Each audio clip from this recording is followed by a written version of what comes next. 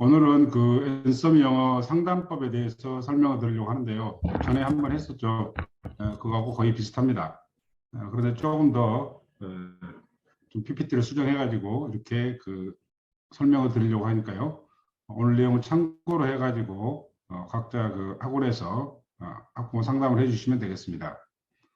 상담은 이제 원장 선생님마다 다 기법이 있잖아요. 그런데 제가 오늘 설명드리려고 하는 것은 일반적인 상담법을 이야기하는 것이 아니라 우리 앤서미 영어를 학부형들한테 어떻게 이렇게 소개하느냐, 제 경험을 바탕으로 이제 말씀을 드리려고 하는 겁니다. 저는 일단 학생이 초등학생이든 중학생이든 고등학생이든 오면 영어 교육의 1차 목표는 대학 입시다. 이 대학 입시를 항상 강조를 합니다. 그래서 이 대학 입시의 포인트를 맞춰가지고 이제 수업을 진행한다는 그런 이렇게 목표를 분명하게 제시를 해줍니다.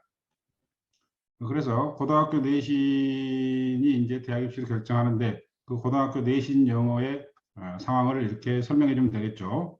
이거는 이제 제가 뭐 여러 가지 그 설명회에서 많이 말씀드렸으니까 이해가 되시죠. 그래서 시험 범위를 중학교하고 좀 비교해서 중학교에서는 교과서만 나오지만 고등학교에서는 이와 같이 시험 범위가 거의 무한대 수준이다. 굉장히 많다 이걸 알려주고요. 그래서 이게 그 준비가 돼 있지 않으면은 시험 공부를 절대로 할 수가 없다는 것을 먼저 설명을 드립니다. 그리고 그 내신 영어에서 가장 중요한 이제 문제 유형이 어법과 서술형 영작이 되는데 이 두 개가 시험 문제 50% 이상, 거의 60% 정도를 차지하죠. 여기서 결판이 나죠. 그래서 중학교 때 100점 맞았던 학생들도 고등학교 가면은 70점 이하로 다 떨어져 버린 이유가 바로 이 어법과 서술형이 압도적으로 많이 나오고 난이도가 높기 때문에 그렇습니다. 요거를 이제 설명을 드리면 되겠죠. 그러면 얼마나 어렵기 때문에 그러냐? 요거를 이제 엄마들한테 설명을 드려야 되는데 중학교 때는 교과서의 그 시험 범위 1과 2과 이렇게 두 과에서 나오는 그 시험 범위에 속하는 어법을 테스트하지만 고등학교에서는 영문법 전체를 가지고 물어본다. 그러니까 영문법 전체를 통달하지 않으면은 어법 문제를 풀 수가 없다. 이렇게 설명하면 되겠죠. 그리고 이제 서술형 영작 같은 경우도 중학교 때는 교과서에 나오는 핵심 문장들이 영작으로 나오기 때문에 대부분 그 교과서 본문이나 이렇게 핵심 문장들을 암기하기 때문에 그런 것들을 처리할 수가 있는데 고등학교에서는 당연히 문장을 암기하지 않고 영작할 수 있는 그런 실력을 물어보기 때문에 중학교 때 그 100점 맞았던 학생들이 고등학교 가면은 75점이나 이런 데로 성적이 떨어지는 이유가 거기에 있다. 그래서 시험 문제의 50% 이상이 여기에 속하기 때문에 어법과 서술형을 잡지 않으면 대학 입시는 끝이다. 이렇게 이제 설명을 해줍니다. 그래서 우리 학원에서는 그 영어 교육의 초점을 무조건 고등학교 내신 1등급에다 맞춥니다. 이렇게 설명을 해주고요. 그러기 위해서는 완벽한 문법과 영작 그리고 독해력을 배워야 되는데 이런 프로그램이 완전히 갖춰져 있다. 이렇게 이제 설명을 하는 거죠. 그래서 이제 엄마들은 그 학습 커리큘럼에 대해서 궁금해 하겠죠. 그래서 학습 커리큘럼은 고등학교 들어가기 전까지, 즉 중학교 3학년 때까지 고등학교 내신 수능 대비를 완벽하게 대비할 수 있는 역량을 갖추는 것이 학원 수업의 목표다. 이렇게 분명하게 이야기해 주면 되겠습니다. 그래서 이제 학생이 초등학생일 경우에는 각 학원마다 그 초등학생 프로그램 있잖아요. 그런 프로그램들을 이렇게 진행하는데 그런 프로그램들이 사실은 전부 다 궁극적으로는 고등학교 내신 수능으로 수렴하도록 이렇게 설계가 되어 있습니다. 이렇게 이제 설명하면 엄마들이 상대적으로 안심이 되겠죠. 예를 들어 초등학교에서 무슨 그 섀도잉 훈련 이런 거 있잖아요. 애니메이션 훈련 이런 것들을 막 집중적으로 하는데 이런 것들이 고등학교 내신 수능에 연결이 되지 않으면 아무 소용이 없다는 거 다 아시죠? 그렇잖아요. 그래서 중학교 때는 1학년 때는 어떻게 하고 2학년 때는 어떻게 하고 그래서 중3 때까지 이런 거를 완성하겠다. 그럼 만약에 중학교 1학년이 왔으면 시간적 여유가 굉장히 많잖아요. 그래서 기초부터 탄탄하게 해가지고 베이직 어드밴스드 코스로 여러 가지 고등학교 내신 대비를 할 수 있게끔 준비를 시킬 거예요. 이렇게 하고 중학교 3학년이 들어오면 만약에 여름방학 때 들어왔다 그러면 이제 시간이 6개월밖에 없잖아요. 그래서 6개월 동안 절대로 그 과제나 이런 것들을 소홀히 하면 안 되고 이런 것들을 이제 중압감을 주면서 그 학년에 맞게끔 그 학생들이 어떻게 공부해야 되는지를 학원마다 이렇게 좀 멘트를 만들어 가지고 설명을 해주면 되겠습니다. 그럼 이제 고등학생이 들어왔을 때는 어떻게 하느냐? 고등학생이 들어왔을 경우에는 사실상 내신 대비가 이제 허둥대일 수밖에 없잖아요. 그래서 고등학교 학생한테는 만약에 뭐 3월 달에 들어왔다 그러면 일단은 뭐 우리 그 교재 중에서 서술형 모방 영작 같은 거 15일이면은 영작하는 방법을 다 배울 수 있잖아요. 그래서 그거는 반드시 배워야만이 적어도 어법과 영작 문제를 한 70% 정도는 맞출 수 있다. 이런 식으로 이제 좀 긴장감을 주면서 공부의 동기를 부여해주면 되겠습니다. 하여튼 중요한 것은 학원에서 그 커리큘럼을 짤 때 중3 때까지는 우리 교재로 말하면 어드밴스드하고 예측 독해를 마무리한다. 이걸 분명하게 해주면 되겠습니다.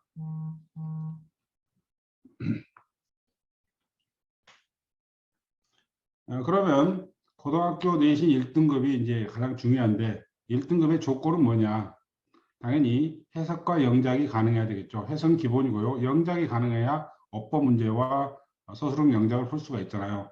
그래서 어법 문제는 단순히 문법을 물어보는 것이 아니라 거의 영작을 할 수 있는 수준을 물어본다는 것을 알 수가 있습니다. 그래서 고등학교 내신 1등급을 맞으려면 해석과 영작이 가능해야 돼요. 이렇게 학부모한테 설명해 주면 되겠죠. 그런데 대부분의 학생들은 해석은 가능하지만 영작이 불가능하다. 엄마들이 전부 다 동의하겠죠. 자기들도 해석은 할 수 있지만 영작이 불가능하잖아요. 그리고 이제 학생이 앞에가 앉아 있으면 중학생이라고 가정해봐야 중학교 2학년 학생이 그러면 그 학생도 마찬가지로 해석을 하지만 영작이 불가능하다는 것을 다 동의합니다. 그러면 영작이 불가능한 이유를 설명한 다음에 우리는 어떻게 하겠다 이런 식으로 해결책을 제시해야 되겠죠. 자, 영작이 불가능한 이유는요. 영어 문장을 해석하고 다시 우리말 문장을 영작하고 이게 호환이 서로 돼야 되는데 그래야 완벽한 공부가 되겠죠. 그래서 이 영어와 우리말이 이렇게 해석과 영작이 자유스럽게 되기 위해서는 두 가지 호환 규칙이 필요하다는 것을 설명해 줍니다. 그러면 이제 엄마들은 상당히 신기해하겠죠. 왜냐하면 영작을 못하는데 영작을 못하는 이유가 바로 이 호환 규칙을 몰라서 그렇다는 거잖아요. 그래서 영어와 우리말이 서로 호환되게 하는 게 우리 교수법의 목적인데 해석도 자유롭게 영작도 거의 자유롭게 하는 게 목적인데 거기에는 두 가지 규칙이 있어요. 이렇게 설명해 주면 되겠습니다. 규칙을 궁금해 하겠죠. 그래서 호환 규칙은 두 가지인데요. 이거는 이제 기존에 있는 건데 제가 정리를 좀 한 거죠. 이렇게 두 개의 문장을 연결하는 방법이 우리말이든 영어든 5가지가 있어요. 그래서 이 연결하는 방법을 제1 호환 규칙이라고 부릅니다.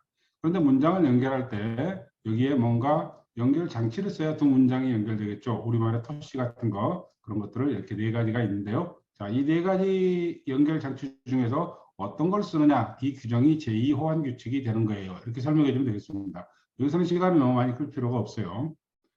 그러면 이제 요거가 중요합니다. 제1 호환 규칙을 알면 해석이 가능하고 제2 호환 규칙을 알면 영작이 가능하다. 두 가지를 다 알면 영작이 가능하다 이런 얘기입니다. 여기서는 빨리 이제 화면을 넘어가면 되겠습니다. 여기라면 감이 안 잡히니까요. 그래서 여기 보면 폴더와 파일로 되어 있는데 이 폴더가 제1 호환 규칙이 되겠고 파일이 제2 호환 규칙이 이렇게 설명하면 되겠죠. 그럼 폴더에서 엄마들한테 친숙한 것은 A하고 B하고 E잖아요. 그래서 명사절, 형용사절, 부사절 이런 말 많이 들어보셨죠? 이게 문장을 연결하는 방식이에요. 그래서 이게 폴더 제1 호환 규칙인데 이해하기 쉽게 폴더라고 부르겠습니다. 그럼 그 폴더 속에 들어가면 뭐가 있겠어요? 파일들이 있겠죠. 이렇게 해서 파일은 명사절로 문장을 연결하는데 연결 장치를 WH2ING 중에서 뭘 쓰느냐? 자, 이게 제2 호환 규칙입니다. 어떤 경우에 이걸 쓰고 어떤 경우에 이걸 쓰고 이걸 알아야 영어로 문장을 만들 수가 있잖아요. 그래서 이거를 제2 호환 규칙이라고 부르는 겁니다. 이렇게 설명해주고 여기에 제1 호환 규칙 예를 들어서 투부정사로 설명해주면 좋습니다. 투부정사의 명사용법, 형용사용법, 부사용법 이런 걸 알면은 왜 투부정사를 쓰는지는 몰라도 무슨 용법인지 알기 때문에 해석이 가능하고 이게 바로 한국 학생들의 영어 실력입니다. 그럼 엄마도 이제 동의하잖아요. 자기도 그러니까. 그런데 각각의 경우에 왜 그 투부정사를 쓰는지를 알면은 이제 문장을 만들 수가 있겠죠. 그래서 영작이 가능한 거예요. 이렇게 설명해 주면 되겠습니다. 그리고 이제 명사절을 가지고 예를 들어 드리는데요. 자, 여기 A가 이제 제1 호환 규칙 폴더가 되겠죠. 그 속에 들어가면은 이와 같이 WH2ING라는 파일이 있는데 이게 제2 호환 규칙이 되겠죠. 그럼 명사절을 가지고 자, 우리가 어떻게 지금까지 공부해 왔는지를 이제 보여주는 겁니다. 그럼 학생이 앞에 앉아 있잖아요. 그럼 그 학생한테 자, 여기 이제 이 대절까지 무슨 자리야? 그럼 얘가 주어. 그러니까 주어니까 명사절이지. 그러면 얘 그럽니다. 그럼 해석해봐. 그러면 해석을 하겠죠. 그 같은 시합에 이긴 것은 놀랍다. 이렇게.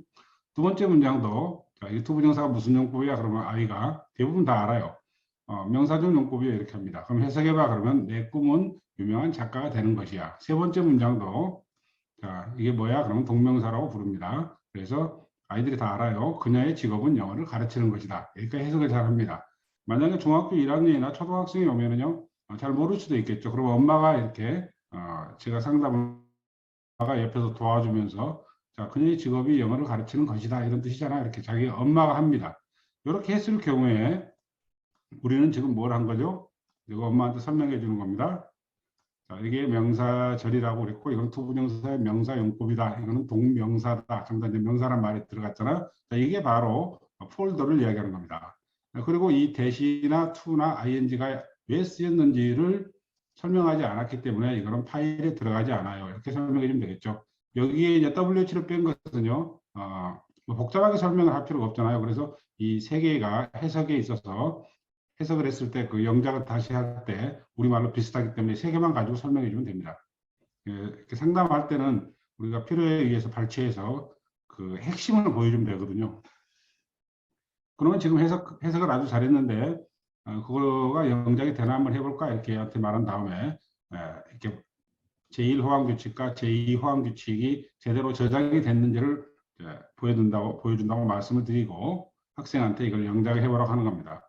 그럼 그가 그 테니스 시합을 이긴 것은 이거는 이제 직접 영작해봐 이렇게 하지 말고요. 금방 봤으니까 하겠죠. 그래서 요거를 영작할 때 학생 입장에서 어떤 게 헷갈릴까를 설명해 주면 되겠습니다. 자, 엄마한테 설명하는 거죠. 그가 테니스 시합을 이긴 것은 유명한 작가가 되는 것, 영어를 가르치는 것. 자, 우리말로는 다 비슷한데 지금 우리가 앞에서 봤기 때문에 이거는 to ing를 쓸 수가 있지만 만약에 거기서 보지 않았다면 여기에 뭘 쓸까? 혼동이 오겠죠. 그렇죠? 헷갈린다. 이거를 설명해 주면 되겠습니다. 헷갈리는 이유는 뭐냐? 앞에서 해석했던 문장이 전부 다 명사절, 투부정사, 명사용법, 동명사 해가지고 이 폴더에 저장이 되어 있기 때문에 이게 이 경우에 1번 경우에 뭘 쓸지 2번 경우에 뭘 쓸지 아이들은 혼동을 하게 됩니다. 그래서 영작을 못하는 거예요. 즉 폴더에 저장됐기 때문에 영작이 안 되는 겁니다. 이렇게 이제 설명드리면 되겠죠.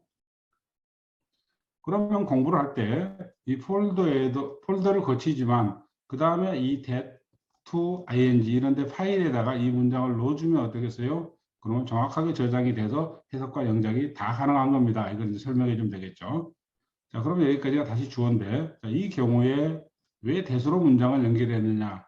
자, 이거 파일이고 연결 장치를 이제 선택하는 기준이 되겠죠. 우리 학원에서는 바로 이걸 가르쳐 줍니다. 이렇게 이제 말씀드리면 되겠죠. 물론 다른 학원에서 가르치는 경우가 있지만 이거를 분명하게 이렇게 그 폴더와 파일 또는 제1호환규칙과 제2호환규칙을 명확하게 분류해서 가르치는 학원들은 거의 없습니다. 이렇게 설명해 주는데요.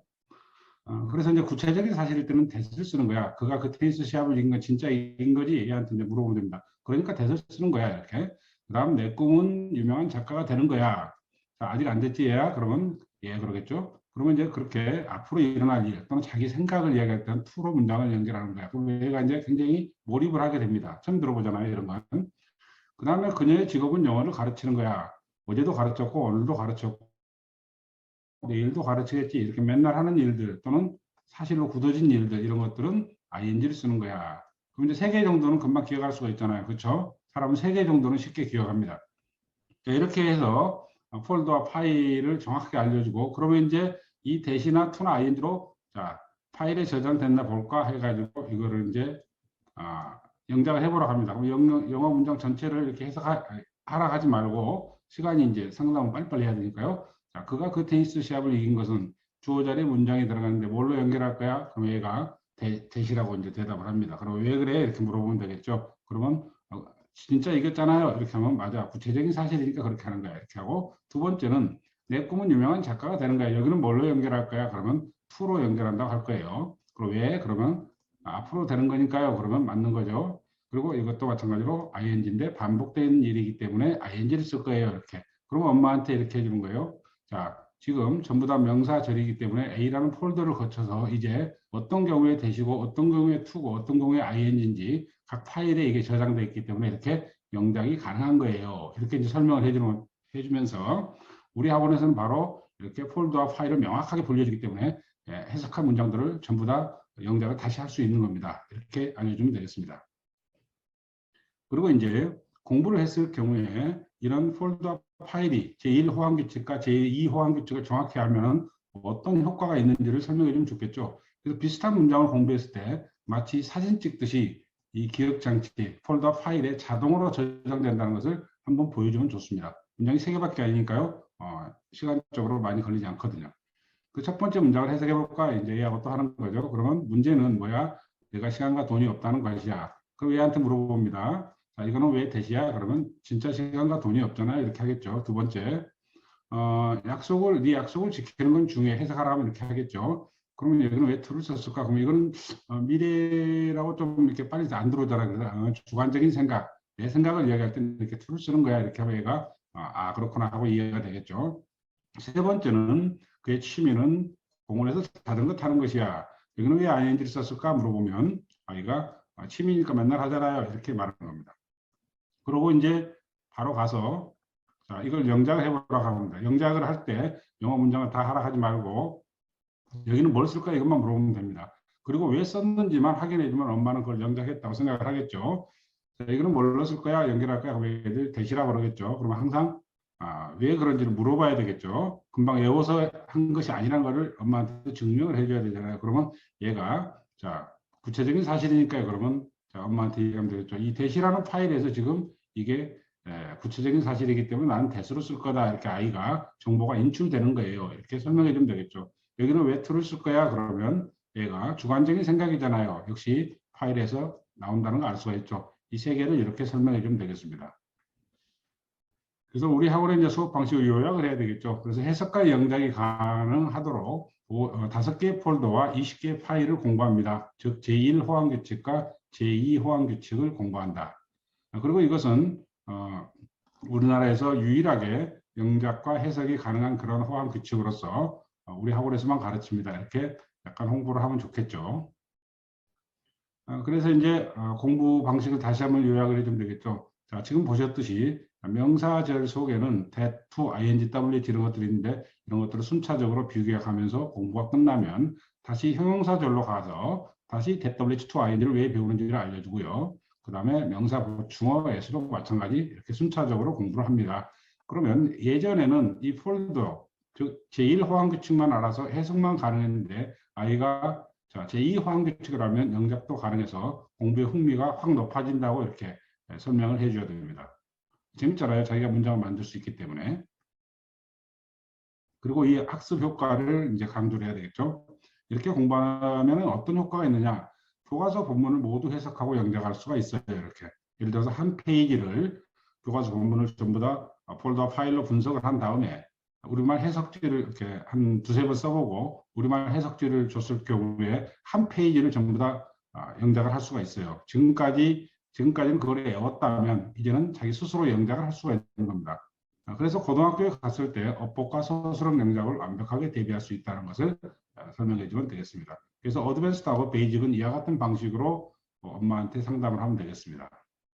그러면 이제 만약에 그 중학교 한 2학년 정도까지 들어오면 바로 이 부분까지만 설명하면 상담이 끝나겠죠. 그리고 이제 교재를 보자 할 거예요. 그럼 교재를 펴서 교재에 보면은 만약 어드밴스드를 기준으로 본다면 제일 먼저 이렇게 그 한국 이렇게 명사절 대절 부분을 가지고 상담을 하세요. 앞에 비동사 문장 이런 거는 그 이렇게 쉽기 때문에 그 엄마들한테 이렇게 매칭이 잘 안 돼요. 그래서 챕터 2에 명사절 대절을 가지고 설명하면 좋습니다. 그럼 맨 먼저 이제 문장 연결 이론이 나오잖아요. 거기서 이제 한국어 교재만 봐갖고 이게 좋은지 나쁜지 몰라요, 엄마들은. 그래서 우리말 문장을 연결하는 방식이 나오잖아요. 그 이제 그거를 왜 하는지 우리 학생들한테 영작을 해보면 우리말 문법을 너무나 몰라요. 그래서 우리말 문법이 어떻게 만들어지는지 그리고 영어 문장은 어떻게 만들어지는지 우리는 비교하면서 공부를 하는 겁니다. 이렇게 했을 경우에 아이들은 훨씬 더 이해를 잘해요. 이렇게 해가지고 첫 번째 우리말과 영어가 이렇게 만들어질 원리 부분을 설명을 하고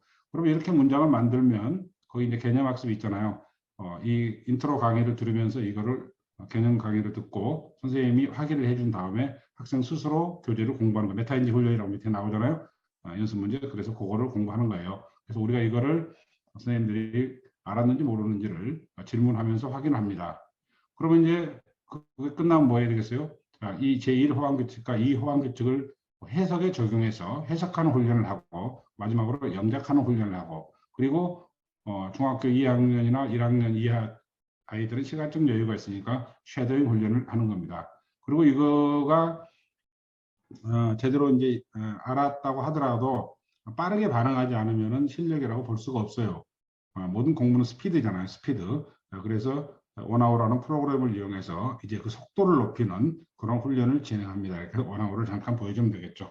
이 정도까지 하면은 중학교 2학년 정도의 상담은 끝나는 거죠. 근데 중3부터는 이제 수능이 있잖아요. 그래서 수능 부분은 이렇게 여기서 이제 그 청크 배열에 대해 좀 이따 수능 부분 설명할게요. 여기서 이제 그 기존의 영작학습법의 그 청크 배열이라는 걸 잠깐 설명해 주면 좋습니다. 이거는 이제 남의 학원을 욕하면 안 되잖아요. 그러니까 다른 학원이 이렇게 하지 말고 기존에 우리 학원도 이런 방식의 호황규칙을 공부하기 전까지는 이런 방식 기존 영작 방법 청크 배열이라는 방식을 썼어요. 그런데 이 청크 배열은 함정이 있어요 하면서 설명을 해주면 되겠죠. 비판을 약간 해주면 되겠습니다. 청크 배열은 문장을 암기하는 것이지 영작이 아니에요. 이렇게 이제 설명을 하고 대부분의 학원들이 다 청크 배열을 하고 있잖아요. 그래서 이거는 단순히 문장을 암기하는 것이다.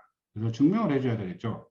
자, 아까 봤던 그런 문장들을 이제 공부하는데 제가 설명해서 많이 말씀드렸으니까 이해가 되시죠? 자, 이거를 영작을 할 때 이런 단어들을 배열해보라 이렇게 나오는데 어떤 함정이 있어요? 이렇게 이제 설명을 이렇게 해주면 되겠죠. 질문을 하면서 설명하면 되겠습니다. 그러면 내가 시간과 돈이 없다는 거, 이거를 지금 연결하는 것이 이제 문법의 핵심인데, 그러면 아까 말씀드렸듯이 구체적인 사실이니까 대수로 연결해야 되는데, 여기는 이미, 자, 선생님이 대수를 이렇게 연결 장치를 만들어 놓고 이걸 배열하라 이렇게 했잖아요. 그러니까 아이가 이거를 만드는 것이 아니기 때문에 영작이 아니죠. 그렇죠? 익숙하게 만드는 겁니다. 이렇게 설명해 주면 되겠습니다. 그리고 미래의 유명한 작가가 되는 거야. 자, 그러면 학생이 옆에 있으면 이거는 뭘로 연결해야 돼? 야, 그러면 얘가 투부정사 이렇게 하겠죠. 그래. 근데 투부정사를 자기가 만들어야 되는데 이미 이 문제에서는 이렇게 투비가 만들어져 있기 때문에 학생들은 그냥 무심코 쓸 뿐이지 이걸 왜 투를 쓴다는 것을 즉 파일을 전혀 적용하지 않기 때문에 이거는 영작이 아니에요. 이렇게 설명해 주면 되겠습니다. 네, 그 다음에 2단계에서는 이제 투하고 대시 사라졌죠. 자, 이렇게 하면 이제 여기다가 아이가 문장을 쓰고 이렇게 영작을 하게 되는데 이때 아이가 여기다가 이제 뭘 쓰겠어요? that을 쓰겠죠.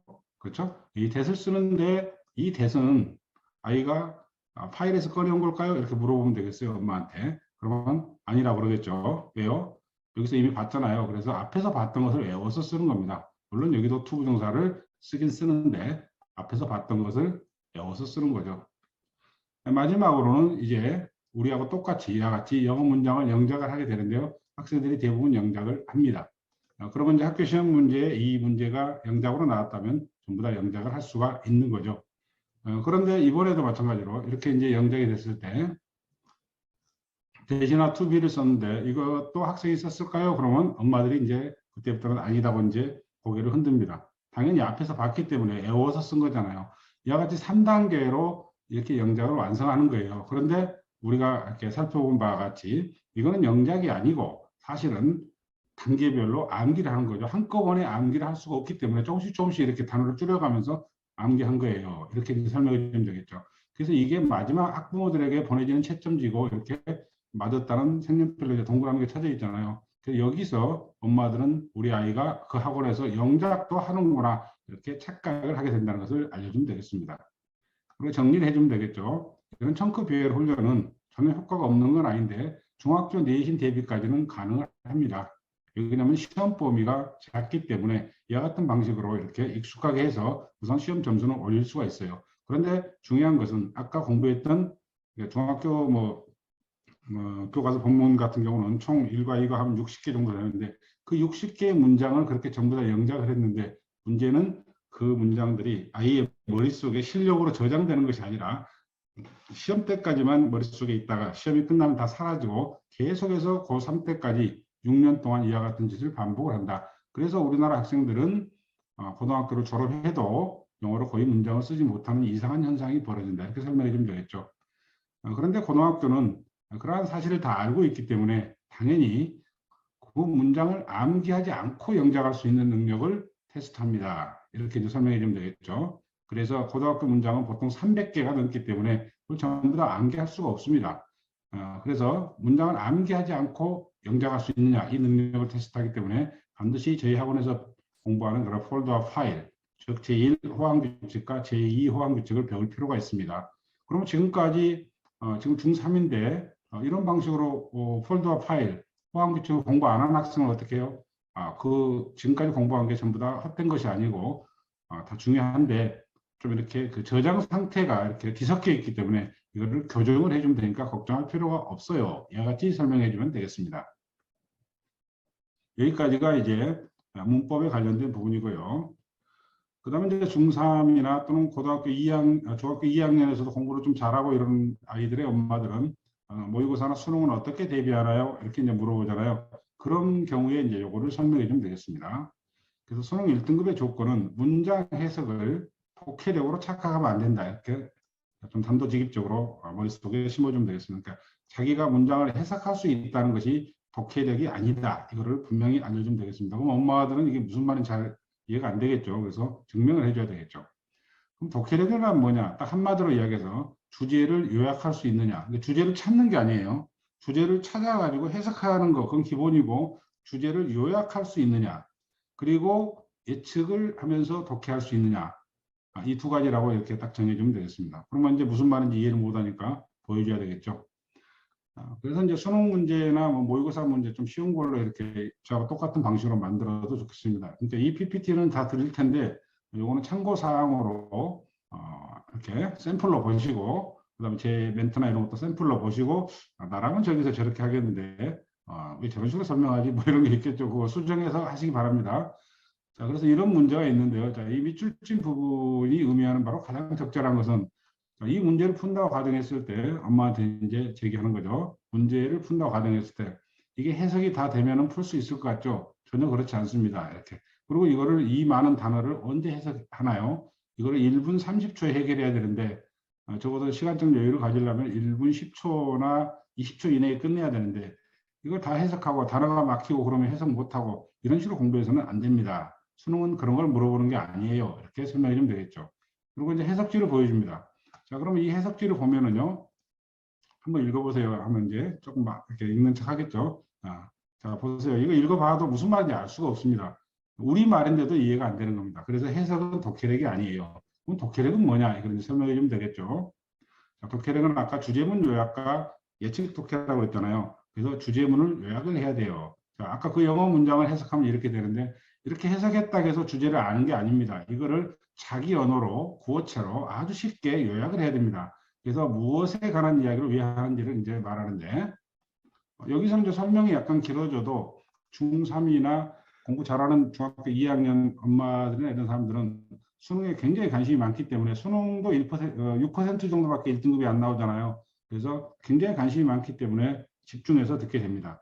그래서 주제문을 요약하는 방법은 무슨 이야기를 왜 하는지를 자기 언어로, 그러니까 해석이 아니라 자기 언어로 다시 만들라고 그러는 겁니다. 그럼 해석을 하면 차적인 개인이 혼자서 위대한 통찰력, 발견물, 작품 또는 발명품을 생각해낸다는 일반적인 생각이 잘못이다. 이렇게 되잖아요, 해석은.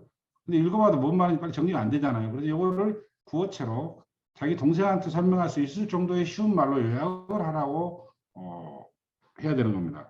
그래서 우리 학원에서는 바로 이와 같은 주제문 요약 훈련을 집중적으로 시킵니다. 이렇게 하면 되겠죠. 창의적인 개인이란 말은 평상시에 안 쓰잖아요. 그럼 뭐라고 하면 되겠어요? 그러면 천재 이렇게 하겠죠. 천재, 똑똑한 놈 이렇게. 자, 똑똑한 놈이 그 다음에 뒤에 보니까 뭐 이런 것들이 혼자 하는 게 아니라고 그랬잖아요. 그래서 똑똑한 놈도 주변의 도움을 받는다. 천재도 주변의 도움을 받는다. 이렇게 요약을 하라고 하는 겁니다. 쉽게 기억이 될 수 있도록. 그러면 이제 예측 독해를 하는데 왜 예측 독해를 하느냐 이걸 잠깐 설명해 주면 되겠죠. 단락은 정보를 제공하는 최소 단위입니다. 단락은 정보를 제공하는 최소 단위. 그렇기 때문에 문장이 정보를 제공하는 최소 단위가 아니에요. 단락이 정보를 이렇게 제공하는 최소 단위가 되겠습니다. 전달하는. 그래서 하나의 단락에서는 하나의 주제만을 이야기해야 되는 거예요.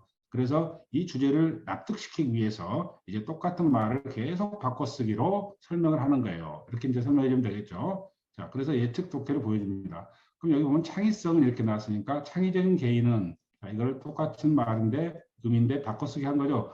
그러면 창의성은 그랬으니까 자, 이 뒤에는 뭐가 나올까요? 그러면 주변의 도움을 받는다가 당연히 나올 거라는 걸 예측하고 이 문장을 빠른 속도로 읽어서 진짜 그런 이야기가 나오는지를 보는 거예요. 이렇게 하는 거예요. 그럼 한번 읽어보라고 하면 되겠죠. 자, 그러면 자, 어떤 사람과 그의 환경 또는 문화 사이에 복잡한 상호의 작용에서 비롯된다. 자, 이런 주변의 도움을 받는다는 이야기죠. 그리고 어떤 시기의 도움도 받는다. 이런 이야기잖아요. 그래서 진짜 그러네. 이 같은 것을 보여주면 되겠습니다. 예를 들어서 자, 이게 미켈란젤로와 같은 위대한 예술가들, 이게 뭐예요? 창의적인 개인이죠. 이렇게 설명해주고, 그럼 뒤에는 뭐가 나올까요? 역시 주변의 도움을 받는다가 나오겠죠. 그래서 50년 전에 태어났더라면 후원을 못 받았을 거야. 제때에 태어나서 주변의 도움을 받은 거야. 이렇게 설명해 주면 되겠죠. 이렇게 안 되니까요. 이렇게 다 설명해도 괜찮습니다. 그 다음, 개별적인 천문학자들을 생각해보라. 역시 창의적인 개인, 천재를 이야기하는 거죠. 그럼 뒤에가 뭐가 나올까요? 역시 주변에 도움을 받는다고 나오죠. 여기서부터는 이제 좀 더 속도를 올리면 되겠죠. 지루하니까요. 그 다음, 우리가 어떤 분야에서 일하는 사람들에게 주의를 기울인다. 이거 이제 역시 천재, 창의적인 개인이라고 설명해 주고요. 그러면 역시 그 분야의 발전, 즉 주변에 도움을 받는다고 나오죠.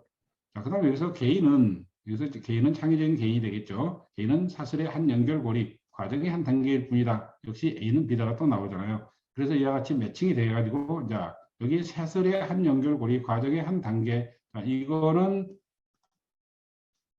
처음에는 무슨 말인지 알 수가 없는데, 이제는 아이한테 물어보는 거죠. 자, 이제는 무슨 말인지 알겠지? 이게 뭐야? 그러면 주변에 도움을 받는다. 이렇게 얘가 이야기하겠죠. 자, 이거를 영어로 바꾸면 이와 같이 되겠네요. 창의적인 개인은 뭐 한다?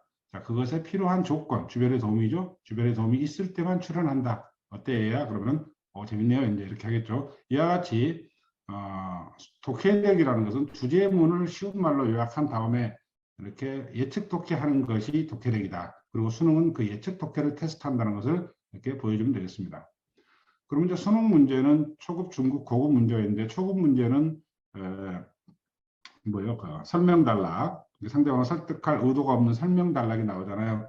일치, 불일치 문제라든가, 뭐 안내 문제라든가, 도표 문제라든가, 뭐 분위기 파악 문제 이런 것들은 전부 다 설명 문제이기 때문에 그냥 단어만 알면은 이해가 되는 거잖아요. 그래서 초급 문제는 기본 점수이기 때문에 빼고, 자, 의견 단락, 즉 설득 단락이죠. 상대방을 설득할 목적으로 쓴 단락들이 중급 문제와 고급 문제에 출제가 되잖아요. 그래서 수능의 중요한 문제들은 전부 다 앞뒤 문장의 내용을, 여기서 이제 우리는 지금 뒤에 있는 문장을 예측하는 훈련 보여드렸는데 앞에 있는 문장도 예측할 수 있어야 된다. 이걸 이제 설명해 드리고요. 앞뒤 문장의 내용을 자유자재로 예측할 수 있는 능력을 테스트하는 게 수능이에요. 이렇게 말씀드린 다음에 못을 박으면 좋습니다. 즉 예측 독해를 벗어난 문제는 없다. 이렇게 못을 딱 박아주면 되겠습니다. 그러면 이제 엄마는 주제를 요약해서 예측 독해를 해야 되겠구나 이런 생각을 갖겠죠.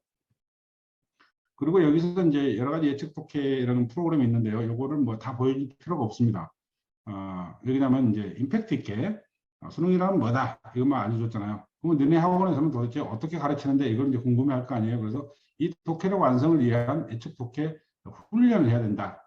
그래서 한국말로 번역해 놔도 우리말로 해석을 해 놔도 무슨 말인지 모르기 때문에 바로 그런 것들을 정보를 처리하는 훈련을 해야 되는데 우리말이든 영어든 정보를 처리하는 훈련은 대략 13가지가 있는데 이 13가지 훈련을 진행하는 거예요. 이렇게 설명하고 이런 것도 말씀해도 좋습니다. 요즘에 국어 독해력이나 문해력을 많이 강조하다 보니까 국어 독해력 프로그램이 많이 있다는 거 아시죠? 그러면 예, 그럴 거예요. 그런데 이거는 영어 독해력 프로그램인데 국내에서는 유일한 겁니다. 그래서 국어 독해력을 훈련해서 영어에 적용해도 되지만 그보다 훨씬 더 정교하게 바로 영어 독해력을 이렇게 교정하는 훈련입니다. 이렇게 설명하면 되겠죠. 그래서 이런 13단계 훈련을 거치게 돼요. 이렇게 말씀드리면 되겠습니다. 여기서 교재가 3권이다 이런 얘기를 할 필요가 없습니다.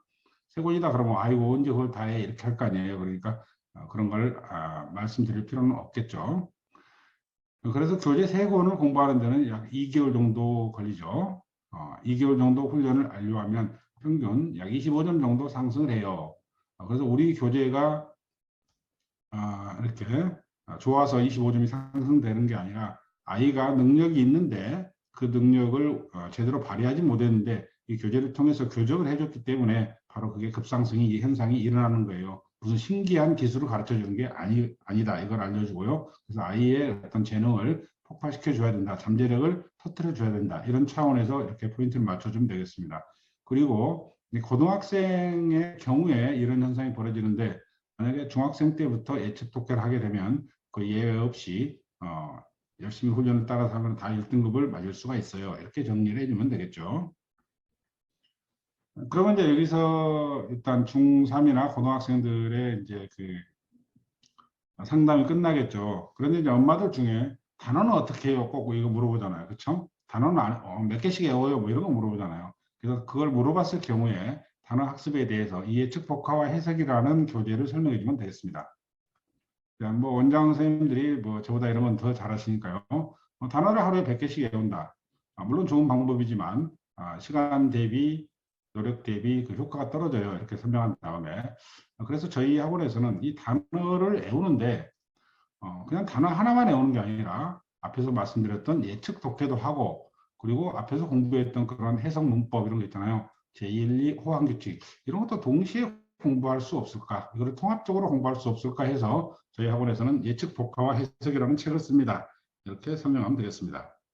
그러면 이제 궁금하죠? 단어를 공부하는데 수능도 공부하고 문법도 공부한다고요? 이게 신기하잖아요.